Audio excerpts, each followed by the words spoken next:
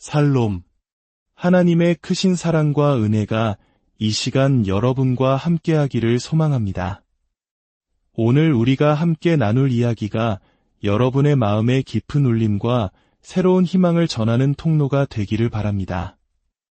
이 은혜로운 말씀이 더 널리 퍼져나가 지치고 상한 영혼들에게 위로가 될 수 있도록 잠시 시간을 내어 구독과 좋아요를 눌러주시면 감사하겠습니다. 여러분의 작은 손길이 누군가에게는 절실한 희망의 메시지가 될 수 있습니다. 주님의 이름으로 여러분을 축복합니다. 혹시 여러분 가운데 그만둬, 그냥 조용히 해, 애쓰지 마 라고 말하는 거대한 군중의 목소리를 들어본 적 있으십니까? 이상하게도 우리를 멈추게 하는 그 군중은 항상 우리 외부에만 있는 것이 아닙니다. 때로는 우리를 가장 크게 주저앉히는 군중은 바로 우리 내면에서 들려오는 목소리들입니다. 살아오면서 쌓아온 수많은 두려움의 목소리들, 과거에 겪었던 깊은 상처와 트라우마가 어느새 하나님께서 당신을 어디까지 이끄실 수 있는지에 대한 한계를 정해버리는 틀이 되어버린 것은 아닌지요. 우리는 때로 그 상처가 만들어낸 틀 안에서 자신의 가능성을 재단하며 살아갑니다. 세상 사람들은 종종 진정한 나를 찾아 떠난다고 말합니다. 하지만 이 말에는 한 가지 중요한 전제가 있습니다. 나를 찾아야 한다는 것은 지금 내가 길을 잃었다는 의미이기도 합니다. 그리고 길을 잃은 사람에게는 반드시 길을 안내해줄 인도자가 필요합니다. 저는 제 삶의 여정 속에서 한 가지 분명한 사실을 깨달았습니다. 진정한 나를 찾는 유일한 길은 바로 예수님을 따르는 것입니다. 나의 삶이 무엇을 위해 존재해야 하는지, 어떤 의미를 가져야 하는지, 어떤 열매를 맺어야 하는지를 가장 정확하게 아시는 분은 오직 나를 만드신 창조주, 하나님 한 분뿐이시기 때문입니다. 성경이 그분을 농부라 칭하는 이유도 여기에 있습니다. 그분은 우리 안에 잠재력의 씨앗을 심으신 분입니다. 오늘 당신의 불안감은 당신에게 무엇이라고 속삭이고 있습니까? 당신의 깊은 후회는 어떤 이야기를 들려주고 있습니까? 아마 많은 분들이 이런 내면의 목소리와 싸우고 계실 겁니다. 너는 이미 기회를 놓쳤어. 다 망쳐버렸잖아. 이제 끝났어. 헛된 일에 시간을 낭비했어. 돌이킬 수 없어. 진작 했어야지. 이젠 너무 늦었어. 내가 마주한 문제는 너보다 훨씬 강해. 넌 절대 이길 수 없어. 돌아갈 수도 없어. 애초에 시작하지 말았어야 했어. 하지만 이미 저질렀으니 계속 그렇게 살아야 해. 이것이 바로 우리 안의 군중이 외치는 소리입니다. 우리를 멈추게 하고 포기하게 만드는 목소리입니다. 오늘 이 자리에 나와 예배를 드리는 것조차 어떤 분들에게는 이 내면의 목소리와의 치열한 싸움이었을지 모릅니다. 하나님의 음성을 듣고 싶어 간절히 기도하면서도 마음 한편에서는 또 다른 목소리가 들려옵니다. 교회에 그만 나가. 가봤자 내 인생은 조금도 변하지 않잖아. 언제까지 하나님을 섬길 거야? 그렇게 정직하게 살아봤자 뭐가 달라지는데? 착한 사람은 결국 손해만 본다는 거 모르겠어. 왜 순결을 지키려고 애쓰는 거야? 내 친구들 좀 봐. 자유분방하게 사는 애들이 더 인기가 많잖아. 내 삶의 무너진 부분을 다시 세우려고 왜 이렇게 발버둥쳐? 노력할수록 더 힘들어질 뿐이야. 왜 또다시 재활원에 들어가려는 거야? 이번에도 실패할 텐데. 그냥 그만둬. 너 자신을 포기해. 다른 사람들도 이미 다 널 포기했잖아. 그렇습니다. 우리 내면의 군중이 외치는 소리는 때로 외부 세상의 어떤 소음보다도 더 크고 우리를 압도합니다. 이 내면의 소리를 막아줄 소음 제거 장치는 세상에 존재하지 않습니다. 스스로를 깎아내리고 주저앉히는 그 목소리들을 마비시킬 방법도 없습니다. 오늘도 하나님께서는 그분의 음성으로 당신을 부르고 계십니다. 어떤 것들로부터 당신을 건져내시고 어떤 새로운 길로 당신을 이끌기 위해 부르십니다. 당신의 발 아래 있어야 할 문제들을 밟고 일어서서 당신의 미래를 향해 담대히 걸어가도록 당신을 부르십니다. 하지만 저는 압니다. 그 부르심과 동시에 그만둬라고 외치는 또 다른 목소리가 당신 안에서 울리고 있다는 것을요. 그러나 저는 마태복음 20장에 나오는 두 사람의 이야기를 사랑합니다. 그들은 눈이 멀었지만 결코 영혼까지 어둡지는 않았던 담대한 사람들이었습니다. 만약 여러분이 천국에 가서 이 두 사람을 만나고 싶다면 그들을 마태복음 20장의 눈먼 자들이라고 부르지 마십시오. 아무도 나타나지 않을 겁니다. 대신 이렇게 물어보십시오. 마태복음 20장에 나왔던 그 담대한 형제들을 만나고 싶습니다.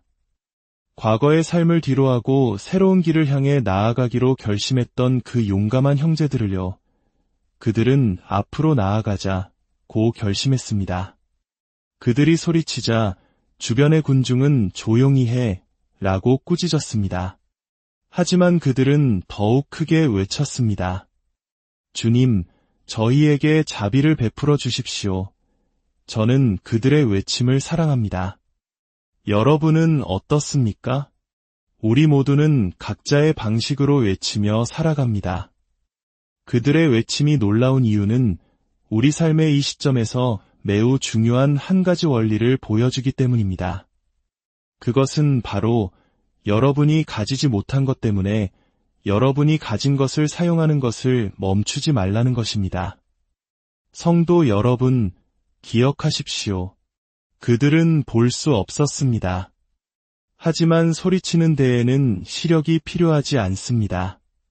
그들은 보이지 않는 어둠 속에서도 목소리를 높여 외쳤습니다.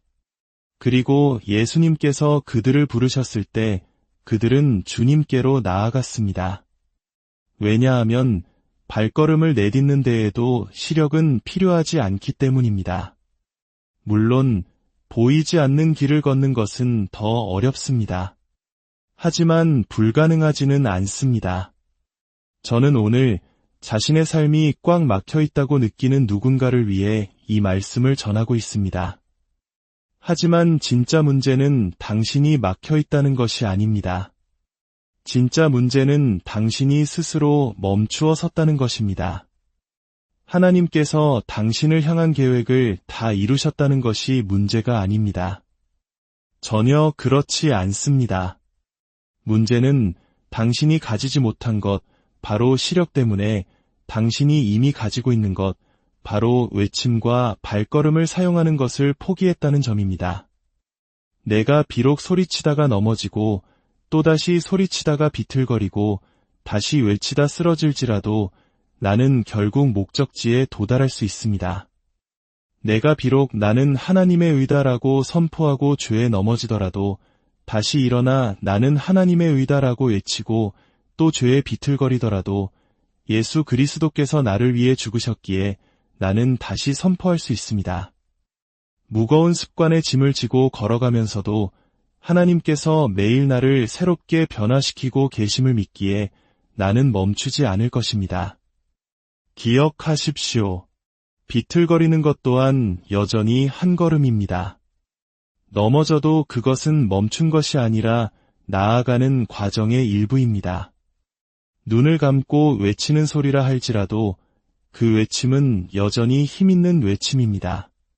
보십시오. 주님, 제가 방금 눈을 감고 외쳤습니다. 앞은 보이지 않았지만 소리칠 수는 있었습니다. 지금 제 삶에도 명확하게 보이지 않는 것들이 있습니다. 하나님께서 다음에 무엇을 원하시는지, 이 문제를 어떻게 해결하실지, 이 많은 빚을 어떻게 갚아나갈 길을 여실지, 이 깊은 상처에서 어떻게 회복될 수 있을지, 이 힘든 시기에 누가 내 곁에 남아줄지 저는 아무것도 알지 못합니다. 하지만 내가 그것을 볼 수 없다는 사실이 그것에 대해 소리치는 것을 멈추게 하지는 못할 것입니다. 이것이 저의 결단입니다. 주변 사람에게 말해 주십시오.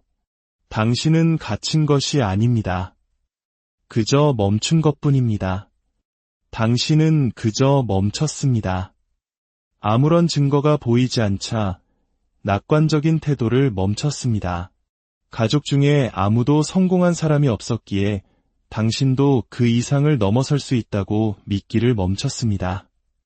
하나님께서 분명히 말씀하셨음에도 불구하고 그것이 당신의 삶에서 실제로 이루어질 것이라는 믿음을 멈췄습니다. 저는 당신이 직면한 어려움을 외면하려는 것이 아닙니다. 다만 당신이 지금까지 살아왔던 관점보다 더 높은 하나님의 관점을 제시하고 싶을 뿐입니다. 마태복음의 두 사람은 예수님이 오신다는 소식을 들었고 그들은 외쳤습니다. 이것 하나만은 꼭 아셨으면 합니다.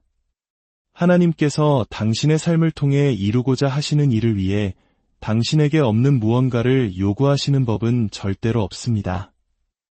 얼마나 많은 사람들이 하나님께서 주신 비전을 단지 눈에 보이지 않는다는 이유만으로 포기하고 멈추어 서는지 모릅니다.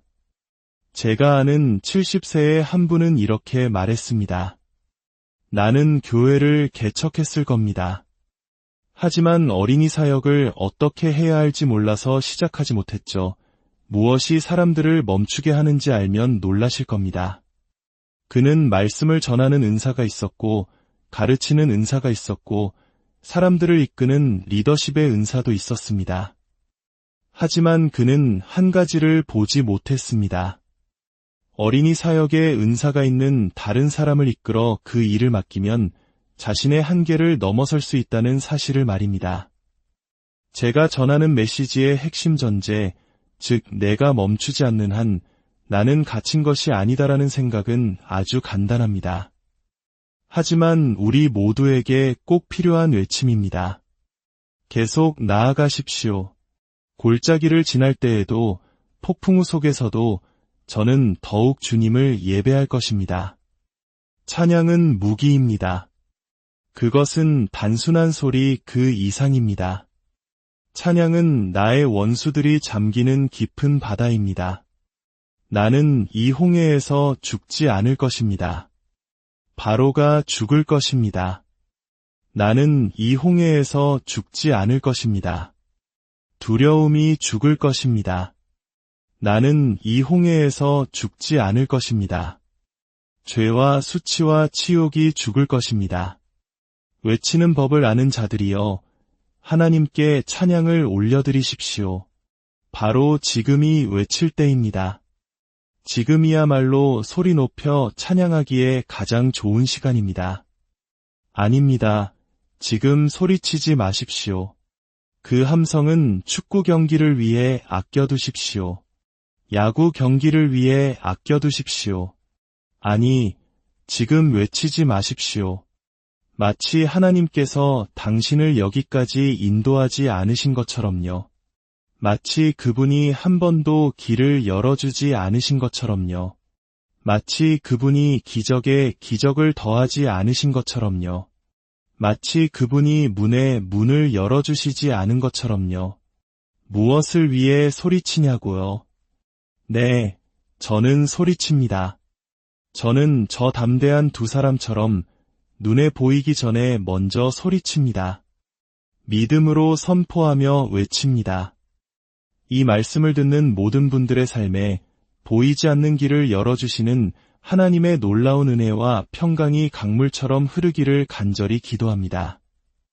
여러분이 내딛는 비틀거리는 한 걸음과 어둠 속에서 터져나오는 간절한 외침을 통해 살아계신 주님의 영광이 온 세상에 드러나기를 주님의 이름으로 축복합니다.